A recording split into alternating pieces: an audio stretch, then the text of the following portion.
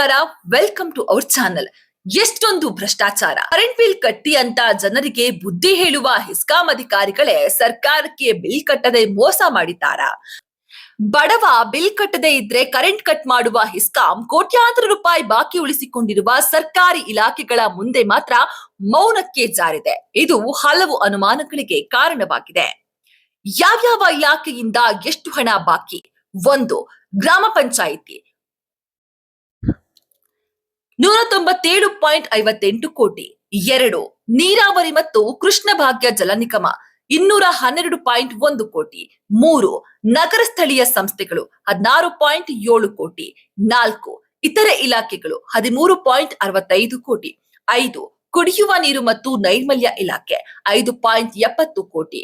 ಸಾಮಾನ್ಯ ಜನರು ಒಂದು ತಿಂಗಳು ಬಿಲ್ ಪಾವತಿಸದೇ ಇದ್ರೆ ಮುನ್ಸೂಚನೆಯನ್ನೇ ನೀಡದೆ ಫ್ಯೂಸ್ ಕಿತ್ಕೊಂಡು ಹೋಗುವ ಈ ಹೆಸ್ಕಾಂ ಅಧಿಕಾರಿಗಳು ಸರ್ಕಾರಿ ಇಲಾಖೆಗಳ ವಿಚಾರದಲ್ಲಿ ಕಣ್ಮುಚ್ಚಿಕೊಳ್ತಿದ್ದಾರೆ.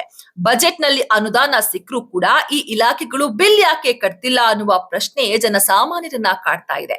ಒಟ್ಟಾರೆಯಾಗಿ ಜನಸಾಮಾನ್ಯರ ಮೇಲೆ ಪ್ರತಾಪವನ್ನ ತೋರುವ ಹೆಸ್ಕಾಂ ಮೊದಲು ತನ್ನಲ್ಲಾಗುತ್ತಿರುವ ಸಮಸ್ಯೆಯನ್ನ ಸರಿಪಡಿಸಿಕೊಳ್ಬೇಕಿದೆ.